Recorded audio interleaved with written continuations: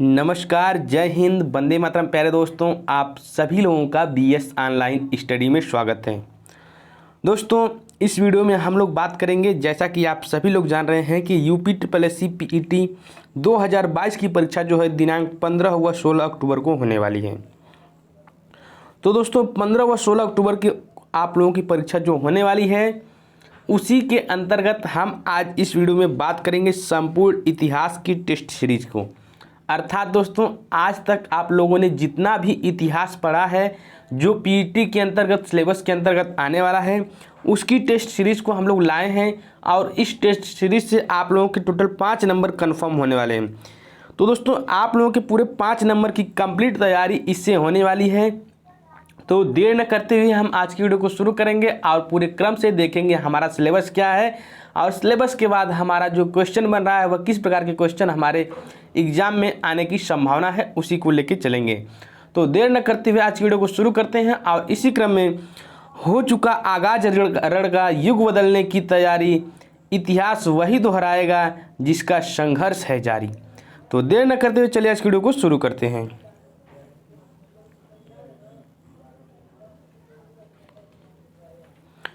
तो जैसा कि आप सभी लोग देख सकते हैं, यहाँ पे हमारा दिया हुआ है भारतीय इतिहास अंक 5।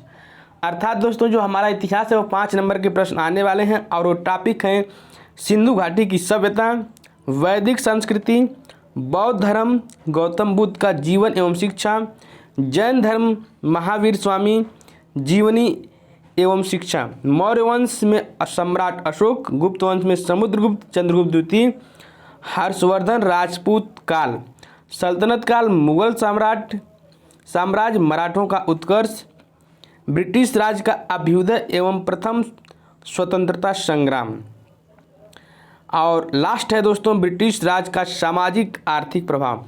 इतने टॉपिक से आपके टोटल 5 प्रश्न जो है इतिहास में बनने वाले हैं। तो देर न करते हुए अब हम चलते हैं आज के प्रश्नों की श्रृंखला की तरफ और देखते हैं आगे के प्रश्नों को। तो जैसा कि आप सभी लोग देख सकते हैं, यहाँ पे आपका पहला प्रश्न है कि मोहनजोदड़ो का शाब्दिक अर्थ है। तो आपके ऑप्शन दिए गए हैं। तो दोस्तों, मैं इसमें ऑप्शन आप लोग अपने से पढ़ लें। मैं डायरेक्ट आंसर बताने की कोशिश करूँगा ताकि आप लोगों का कम समय में ज़्यादा क्वेश्चन की रिपीट किया जा सके, यानी कम समय में आप लोगों को ज़्यादा प्रश्न देखने को मिले। तो मोहनजोदड़ो का शाब्दिक अर्थ क्या है? तो इसका जो राइट आंसर हो जाएगा वह हो जाएगा आपका मृतकों का टीला। अगला प्रश्न है, कौन सा सिंधु घाटी सभ्यता स्थल का एक बंदरगाह था? तो सिंधु घाटी सभ्यता स्थल का एक बंदरगाह था, तो इसका राइट आंसर हो जाएगा आपका ऑप्शन नंबर सी, यानी लोथल। अगला प्रश्न है दोस्तों, सिंधु घाटी सभ्यता के लोगों का मुख्य व्यवसाय क्या था? तो सिंधु घाटी सभ्यता के लोगों का जो मुख्य व्यवसाय था वह था कृषि करना। क्या था? कृषि करना। अगला प्रश्न है, निम्नलिखित में से सबसे प्राचीन क्या है? तो ऑप्शन आप लोग देख सकते हैं यहाँ पे जो दिया हुआ है, इस ऑप्शन में जो सबसे प्राचीन की बात हो रही है, तो जो आपका राइट आंसर हो जाएगा वह हो जाएगा ऋग्वेद।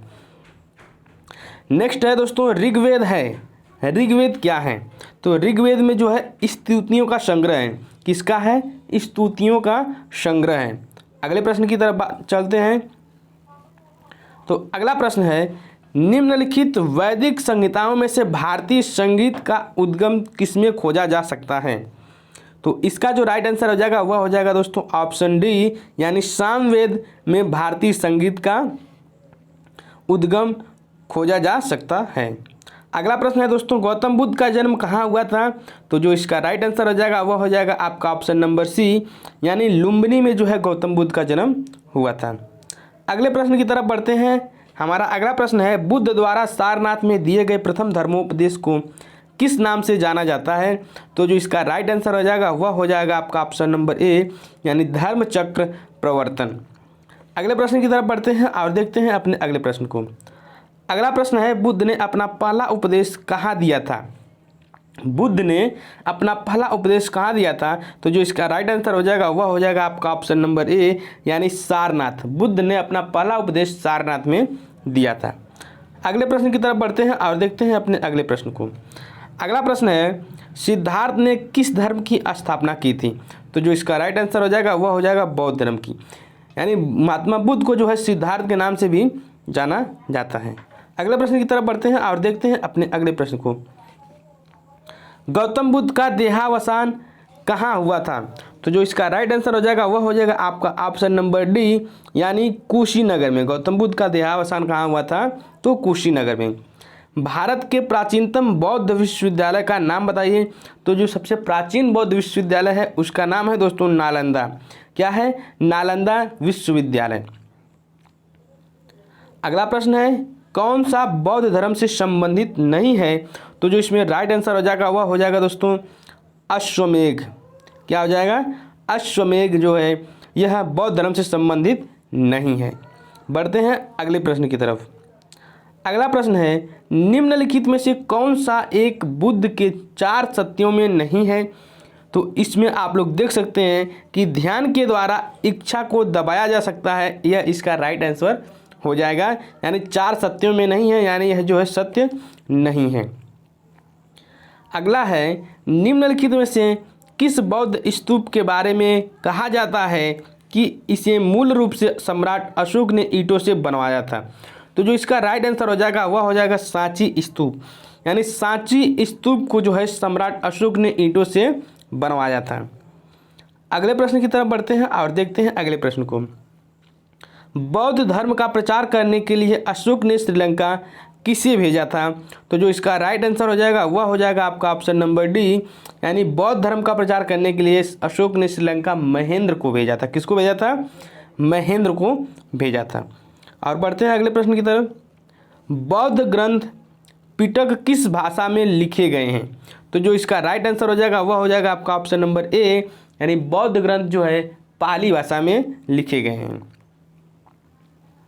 अगला प्रश्न है, बौद्ध धर्म के अष्टांग मार्ग में निम्नलिखित में से क्या शामिल नहीं है? तो जो इसका राइट आंसर हो जाएगा वह हो जाएगा आपका ऑप्शन नंबर सी, यानी स्वेच्छा जो है अष्टांग मार्ग में शामिल नहीं है। बाकी के 3 ऑप्शन जो है अष्टांग मार्ग के अंतर्गत आते हैं। अगले प्रश्न की तरफ देखते हैं। तो बौद्ध धर्म को राजधर्म निम्नलिखित में से किसके शासन काल में बनाया गया? तो जो इसका राइट आंसर हो जाएगा वह हो जाएगा आपका ऑप्शन नंबर सी, यानी अशोक के शासनकाल में बौद्ध धर्म को राजधर्म के नाम से बनाया गया। अगले प्रश्न की तरफ बढ़ते हैं।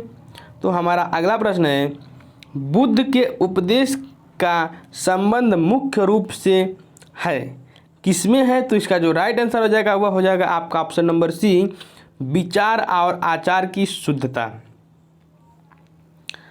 अगले प्रश्न की तरफ बढ़ते हैं और देखते हैं अगले प्रश्न की तरफ। तो अगला प्रश्न है, जैन धर्म श्री महावीर जी का जन्म कहाँ हुआ था? तो जो इसका राइट आंसर हो जाएगा वह हो जाएगा ऑप्शन नंबर बी, यानी वैशाली में जैन तीर्थकर श्री महावीर स्वामी जी का जन्म हुआ था। अगले प्रश्न को देखते हैं। तो जैन धर्म के 23वें तीर्थकर कौन थे? तो जैन धर्म के 23वें तीर्थकर की बात किया जा रहा है। तो जो इसका राइट आंसर हो जाएगा वह हो जाएगा पार्श्वनाथ, यानी पार्श्वनाथ को 23वें तीर्थकर के नाम से जाना जाता है। महावीर को प्राप्त ईश्वरीय ज्ञान को कहते हैं। तो जो महावीर स्वामी को प्राप्त ईश्वरीय ज्ञान हुआ उसे कैवल्य कहा जाता है। क्या कहा जाता है? कैवल्य कहा जाता है। मगध साम्राज्य की प्राचीनतम राजधानी थी। तो जो मगध साम्राज्य की प्राचीनतम राजधानी थी उसका जो राइट आंसर आपका हो जाएगा वह हो जाएगा आपका ऑप्शन नंबर डी, यानी गिरिव्रज राजगृह। मगध साम्राज्य का अंतिम शासक कौन था? तो मगध साम्राज्य का अंतिम शासक की बात होती है तो जो इसका राइट आंसर हो जाएगा वह हो जाएगा ऑप्शन नंबर डी, यानी कालाशोक। मगध किसके नेतृत्व में प्रमुखता में आया? तो जो इसका राइट आंसर हो जाएगा वह हो जाएगा आपका ऑप्शन नंबर ए, यानी अजातशत्रु के नेतृत्व में जो है मगध जो है प्रमुखता में आया था। अगले प्रश्न की बात करते हैं। तो हमारा अगला प्रश्न है, अंतिम नंद शासक कौन था? तो इसका जो राइट आंसर हो जाएगा वह हो जाएगा आपका ऑप्शन नंबर बी, यानी घनानंद। हम लोग अगले प्रश्न की बात करते हैं। निम्नलिखित में से कौन सा मगध शासक वैशाली की नृत्यांगना आम्रपाली के मोहपाश में पड़ गया था? तो जो इसका राइट आंसर हो जाएगा वह हो जाएगा आपका ऑप्शन नंबर सी, यानी अजातशत्रु। सेल्यूकस निकेटर जिससे चंद्रगुप्त मौर्य ने अफगानिस्तान लिया कहाँ का शासक था? तो जो इसका राइट आंसर हो जाएगा वह हो जाएगा मेसोडोनिया। सेल्यूकस निकेटर ने जिससे चंद्रगुप्त मौर्य ने अफगानिस्तान लिया वह मेसोडोनिया का शासक था। कहाँ का था? मेसिडोनिया का शासक था। अगले प्रश्न की तरफ बढ़ते हैं और देखते हैं अपने अगले प्रश्न को। तो हमारा अगला प्रश्न है, कौटिल्य की या कौटिल्य का अर्थशास्त्र लिखा गया था। तो कौटिल्य का अर्थशास्त्र किसके शासनकाल में लिखा गया था? इसका राइट आंसर हो जाएगा ऑप्शन नंबर बी, मौर्य काल में। बिंदुसार ने किस धर्म को संरक्षण प्रदान किया? तो दोस्तों जो इसका राइट आंसर हो जाएगा वह हो जाएगा आपका ऑप्शन नंबर बी, यानी जैन धर्म को जो है बिंदुसार ने संरक्षण प्रदान किया था। किसने अपना नाम देवनाम प्रियदर्शी रखा था? तो दोस्तों जो इसका राइट आंसर होगा वह हो जाएगा आपका ऑप्शन नंबर ए, मौर्य राजा अशोक ने। बढ़ते हैं अगले प्रश्नों की तरफ। तो अगला प्रश्न है, कलिंग युद्ध कब लड़ा गया था? तो दोस्तों जो इसका राइट आंसर हो जाएगा वह हो जाएगा आपका ऑप्शन नंबर ए, यानी 261 ईसा पूर्व में कलिंग युद्ध लड़ा गया था। निम्नलिखित में से किसने सेल्यूकस को पराजित किया था? तो जो इसका राइट आंसर हो जाएगा वह हो जाएगा आपका ऑप्शन नंबर ए, यानी चंद्रगुप्त मौर्य ने सेल्यूकस को पराजित किया था। अगले प्रश्न की तरफ बढ़ते हैं और देखते हैं अगले प्रश्नों को। मौर्य वंश के अंतिम शासक बृहद्रथ का वध किसने किया था? तो इसका जो राइट आंसर हो जाएगा वह हो जाएगा आपका ऑप्शन नंबर सी, यानी पुष्यमित्र शुंग ने मौर्य वंश के अंतिम शासक बृहद्रथ का जो है वध किया था। सम्राट अशोक ने अपने साम्राज्य में न्याय प्रदान करने के लिए निम्नलिखित में से किसे नियुक्त किया था? तो इसका जो राइट आंसर हो जाएगा वह हो जाएगा आपका ऑप्शन नंबर सी, यानी राजुका को जो है सम्राट अशोक ने न्याय प्रदान करने के लिए नियुक्त किया था। अगले प्रश्नों की तरफ बढ़ते हैं और देखते हैं अपने अगले प्रश्नों को। सांची किसके लिए प्रसिद्ध है? तो दोस्तों जो इसका राइट आंसर हो जाएगा वह हो जाएगा आपका ऑप्शन नंबर डी, सांची बौद्ध स्तूपों के लिए प्रसिद्ध है। निम्नलिखित में से कौन सा प्रथम बार खोजा गया अशोक का स्तंभ है? तो इसका राइट आंसर जो हो जाएगा वह हो जाएगा दिल्ली मेरठ स्तंभ। अगले प्रश्नों की तरफ बढ़ते हैं और देखते हैं अगले प्रश्नों को।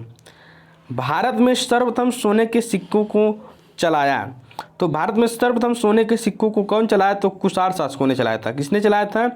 कुषाण शासकों ने चलाया था। बढ़ते हैं अगले प्रश्नों की तरफ। गांधार कला किसके अधीन फली फूली?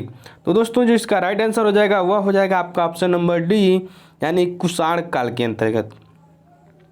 गुप्तों द्वारा जारी किए गए चांदी के सिक्कों को क्या कहा जाता था? तो इसका जो राइट आंसर हो जाएगा वह हो जाएगा आपका ऑप्शन नंबर ए, रूपका।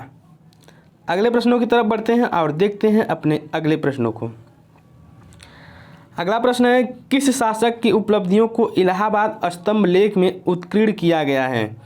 तो इसका जो राइट आंसर हो जाएगा वह हो जाएगा आपका ऑप्शन नंबर बी, यानी समुद्रगुप्त के उपलब्धियों को जो है इलाहाबाद स्तंभ लेख में उत्कीर्ण किया गया है, दर्शाया गया है। अगले प्रश्नों को देखते हैं। तो किसके शासनकाल को प्राचीन भारत का स्वर्णिम काल कहा जाता है? तो दोस्तों जो इसका राइट आंसर हो जाएगा वह हो जाएगा आपका ऑप्शन नंबर ए, यानी गुप्त शासन। चीनी यात्री फाहियान किसके शासनकाल में भारत आया? तो इसका जो राइट आंसर हो जाएगा वह हो जाएगा आपका ऑप्शन नंबर बी, चंद्रगुप्त द्वितीय विक्रमादित्य के शासनकाल में जो है भारत आया था। भारत के किस राजवंश ने खजुराहो के प्रसिद्ध मंदिरों को बनवाया था? तो दोस्तों जो इसका राइट आंसर हो जाएगा वह हो जाएगा आपका ऑप्शन नंबर सी, चंदेल, यानी चंदेल के शासकों ने खजुराहो के प्रसिद्ध मंदिर को जो है बनवाया था। किसके शासन के दौरान वेनसांग का कांचीपुरम यानी पल्लवों की राजधानी में आगमन हुआ? तो दोस्तों जो इसका राइट आंसर हो जाएगा वह हो जाएगा आपका नरसिंह वर्मन। बाणभट्ट किस राजा के दरबारी विद्वान थे? बाणभट्ट किस राजा के दरबारी विद्वान थे? तो दोस्तों जो इसका राइट आंसर हो जाएगा वह हो जाएगा हर्षवर्धन। वेनसांग के जैनवाद का अति प्रभाव कहाँ पाया गया? तो इसका जो राइट आंसर हो जाएगा वह हो जाएगा आपका ऑप्शन नंबर सी, बंगाल। पहला मुस्लिम अरब आक्रमणकारी 712 कौन था? तो दोस्तों जो पहला मुस्लिम अरब आक्रमणकारी था वह मोहम्मद बिन कासिम था। कौन था? मोहम्मद बिन कासिम। महमूद गजनवी के आक्रमणों का मुख्य लक्ष्य बड़े बड़े नगर एवं मंदिर थे, क्योंकि वे प्रचुर संपदा के भंडार थे। क्या थे? वे प्रचुर संपदा के भंडार थे। अगला प्रश्न है, भारत में सूफी संप्रदाय के संस्थापक कौन थे? तो दोस्तों जो इसका राइट आंसर हो जाएगा वह हो जाएगा आपका option number C, Khwaja Moinuddin Chishti. अगला प्रश्न है, तराइन के द्वितीय युद्ध 1192 ईस्वी में किसने किसको हराया? तो 1192 ईस्वी में जो इसका राइट आंसर हो जाएगा वह हो जाएगा मोहम्मद गौरी ने पृथ्वीराज को हराया था तराइन के द्वितीय युद्ध में।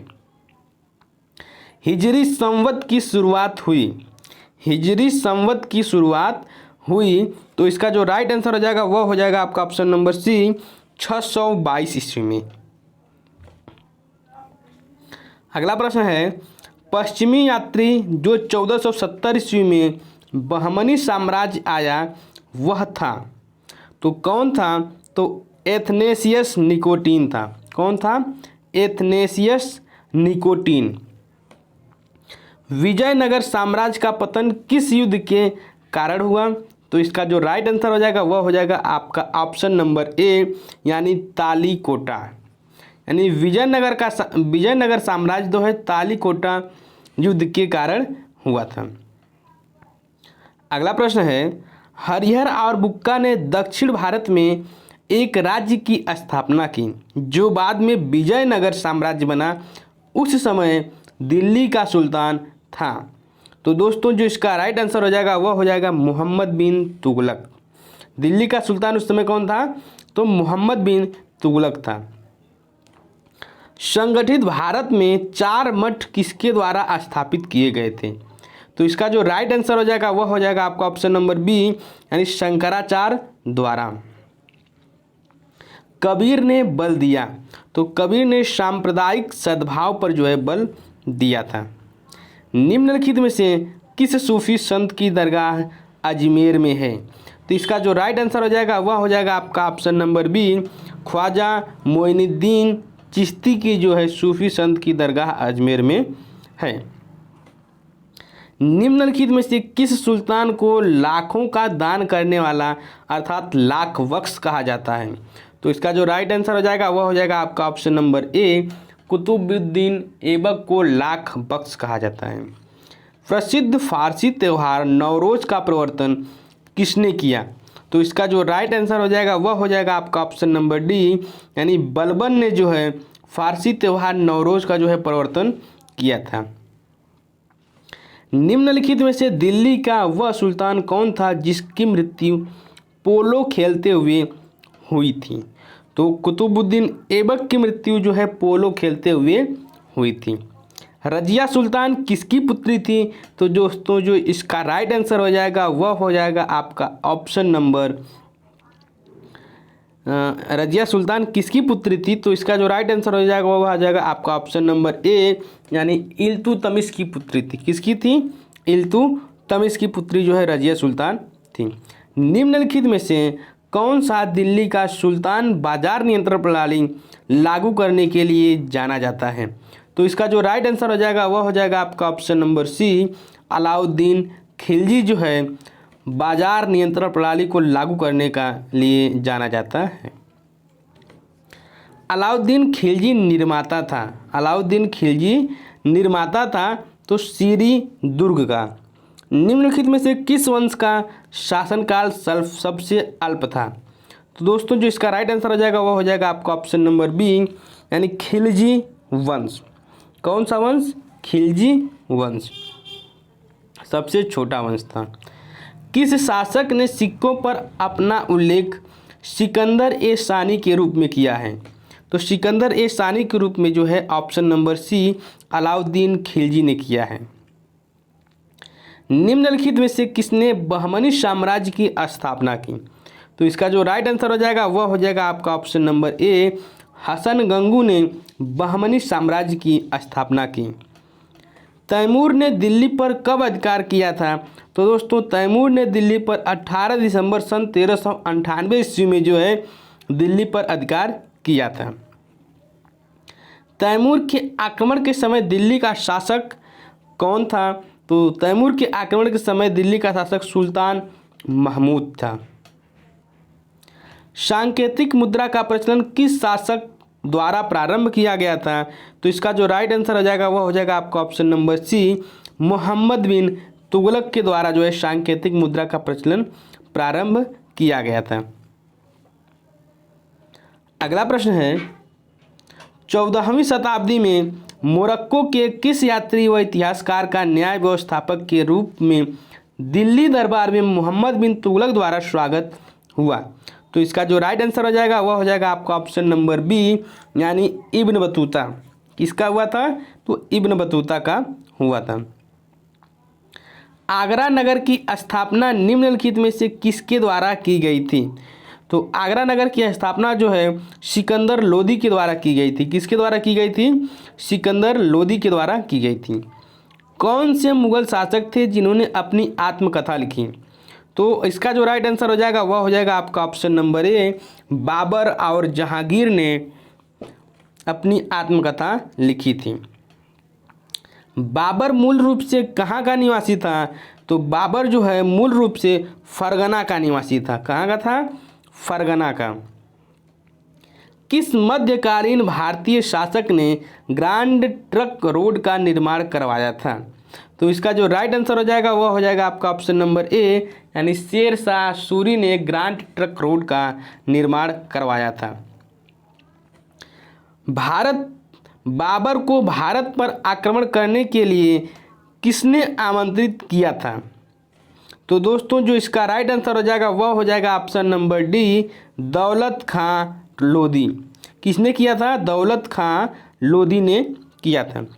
1526 ईस्वी में हरियाणा के किस स्थान पर बाबर और इब्राहिम लोधी के मध्य प्रसिद्ध युद्ध हुआ था? तो इसका जो राइट आंसर हो जाएगा वह हो जाएगा आपका ऑप्शन नंबर ए, यानी पानीपत पर 1526 ईस्वी में बाबर और इब्राहिम लोधी के मध्य युद्ध हुआ था। अकबर ने फतेहपुर सीकरी में इबादत खाना बनवाया था। तो किसके लिए बनवाया था? तो धार्मिक विचार विमर्श के लिए जो है अकबर ने फतेहपुर सीकरी में इबादत खाना बनवाया था। किस युद्ध में अकबर ने अपने प्रतिद्वंदी महाराणा प्रताप को पराजित किया? तो दोस्तों जो इसका राइट आंसर हो जाएगा वह हो जाएगा आपका option number B, Haldi Ghati के युद्ध में। अगले प्रश्नों की बात करते हैं। तो हमारा अगला प्रश्न है, फतेहपुर सीकरी का बुलंद दरवाज़ा बनवाया था। फतेहपुर सीकरी का बुलंद दरवाज़ा किसने बनवाया था?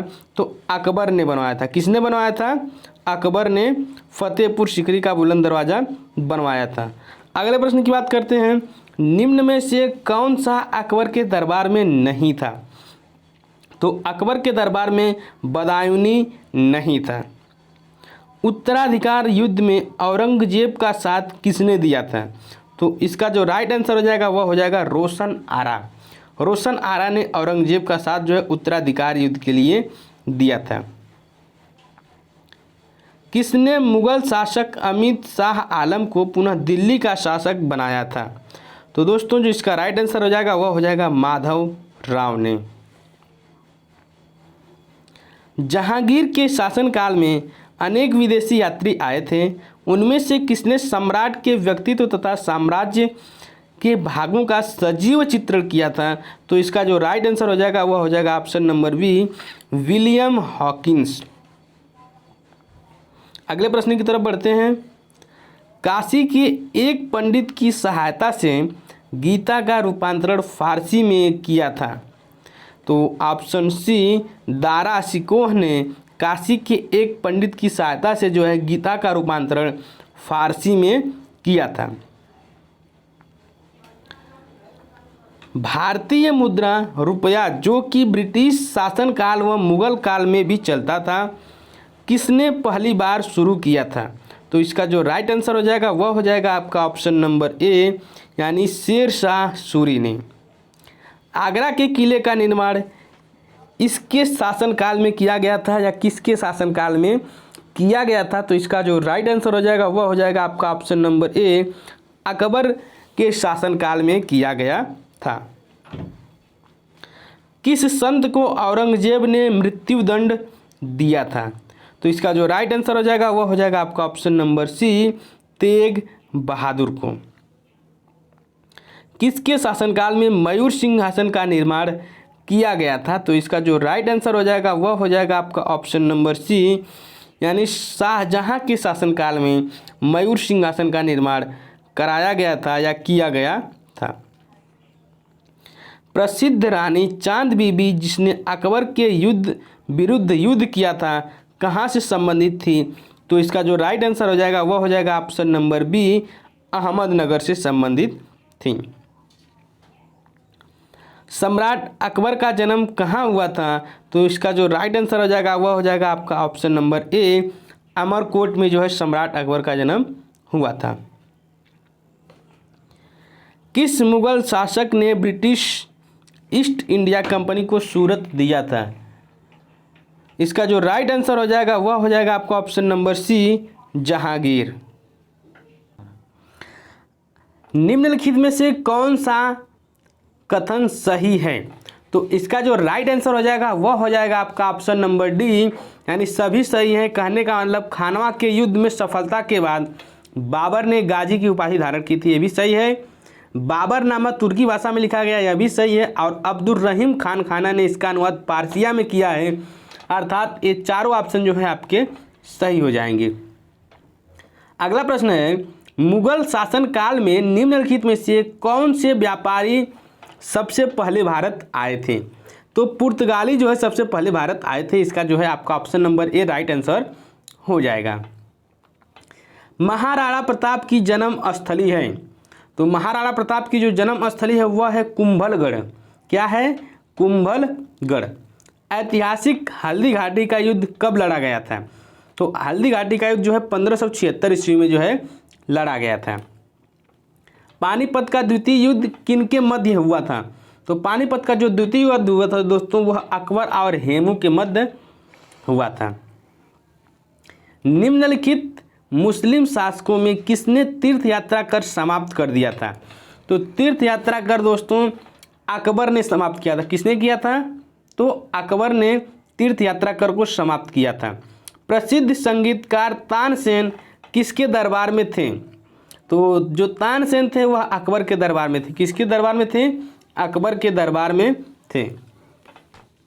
अकबरनामा किसने लिखा है? तो अकबरनामा जो है अबुल फजल ने लिखा है। किसने लिखा है? अबुल फजल ने लिखा है। अगले प्रश्नों को देखते हैं। अगला प्रश्न है, 1527 ईस्वी में महाराणा सांगा एवं बाबर के मध्य खानवा का युद्ध किस जिले में हुआ था? तो भरतपुर जिले में हुआ था। किस जिले में हुआ था? भरतपुर जिले में हुआ था। 1526 ईस्वी में पानीपत का प्रथम युद्ध किनके बीच लड़ा गया था? तो बाबर एवं इब्राहिम लोदी के बीच जो है 1526 ईस्वी में जो है पानीपत का युद्ध लड़ा गया था। शाहजहां द्वारा निर्मित तख्ते ताउस व प्रसिद्ध कोहिनूर हीरा कौन सा मुस्लिम आक्रमणकारी लूट कर लेके गया था? तो नादिर शाह जो है लूट कर लेके चला गया था। नादिर शाह ने निम्नलिखित में से किसके शासन के दौरान दिल्ली पर आक्रमण किया? तो इसका जो राइट आंसर हो जाएगा वह हो जाएगा आपका option number D, Muhammad Shah. 16वीं शताब्दी में ग्रैंड ट्रंक रोड किसने बनवाया था? तो इसका जो राइट आंसर हो जाएगा वह हो जाएगा आपका ऑप्शन नंबर सी, शेर शाह सूरी ने। अंतिम मुगल सम्राट बहादुर शाह द्वितीय को ब्रिटिश सरकार द्वारा कहाँ निर्वासित किया गया था? तो रंगून में जो है निर्वासित किया गया था। किसके शासनकाल में दिल्ली की जामा मस्जिद का निर्माण हुआ था? तो शाहजहां के शासनकाल में दिल्ली के जामा मस्जिद का निर्माण हुआ था। सिखों के पहले गुरु कौन थे? तो इसका जो राइट आंसर हो जाएगा वह हो जाएगा आपका ऑप्शन नंबर बी, यानी गुरु नानक देव जो है सिखों के पहले गुरु थे। गुरु गोविंद सिंह थे गुरु गोविंद सिंह थे। तो गुरु गोविंद सिंह कौन थे? तो सिखों के 10वें और अंतिम गुरु जो है गुरु गोविंद सिंह थे। खालसा पंथ की स्थापना किसने की थी? तो खालसा पंथ की स्थापना जो है गुरु गोविंद सिंह ने की थी। किसने की थी? गुरु गोविंद सिंह ने की थी। अगला है, मुगल बादशाह अकबर ने अमृतसर के लिए किसको स्थान दिया था? तो गुरु रामदास को जो है स्थान दिया था। 1577 ईस्वी में अमृतसर की स्थापना किसने की थी? 1577 ईस्वी में अमृतसर की स्थापना किसने की थी? तो गुरु रामदास ने की थी। शिवाजी के समसामयिक मराठा संत का नाम था? तो इसका जो राइट आंसर हो जाएगा संत तुकाराम था। शिवाजी ने 1674 ईस्वी में अपनी राजधानी बनाई थी। कहाँ बनाई थी? तो रायगढ़ बनाई थी। कहाँ बनाई थी? रायगढ़ बनाई थी। शाहजी भोसले व जीजाबाई के पुत्र शिवाजी का जन्म 1627 ईस्वी को किस स्थान पर हुआ था? तो इसका जो राइट आंसर हो जाएगा वह सिवनेर के किले में हुआ था। पानीपत का तृतीय युद्ध किनके मध्य लड़ा गया? तो पानीपत का जो तृतीय युद्ध था वह जो है अहमद शाह अब्दाली और मराठों के बीच लड़ा गया था। शिवाजी के अष्टप्रधान संगठन में सबसे ऊंचा पद क्या था? तो शिवाजी के अष्टप्रधान संगठन में सबसे ऊंचा पद पेशवा का था। किसका था? पेशवा का था। निम्नलिखित में से किस संत ने छत्रपति शिवाजी के विचारों को प्रभावित किया? तो इसका जो राइट आंसर हो जाएगा वह हो जाएगा गुरु रामदास ने। निम्न में से किसने पूर्ण सुरक्षा का वचन प्रदान कर शिवाजी को मुगल दरबार में उपस्थित होने के लिए राजी किया? तो राजा जय सिंह ने जो है उनको राजी किया था। तो इस प्रकार दोस्तों आप लोगों के भारतीय इतिहास के जितने भी मोस्ट इम्पॉर्टेंट प्रश्न बन रहे थे वो सभी समाप्त हुए। आप लोगों को वीडियो कैसी लगी आप लोग वीडियो में कमेंट करके ज़रूर बताएं, और वीडियो अगर पसंद आई हो तो वीडियो को लाइक करें, और अगर आप लोग ऐसे ही पूरे सब्जेक्ट की वीडियो चाहते हैं तो आप लोग वीडियो में कमेंट जरूर करें। वीडियो देखने के लिए आप सभी लोगों का बहुत बहुत धन्यवाद। मिलते हैं आप सभी लोगों से अगली वीडियो में, तब तक के लिए जय हिंद, वंदे मातरम।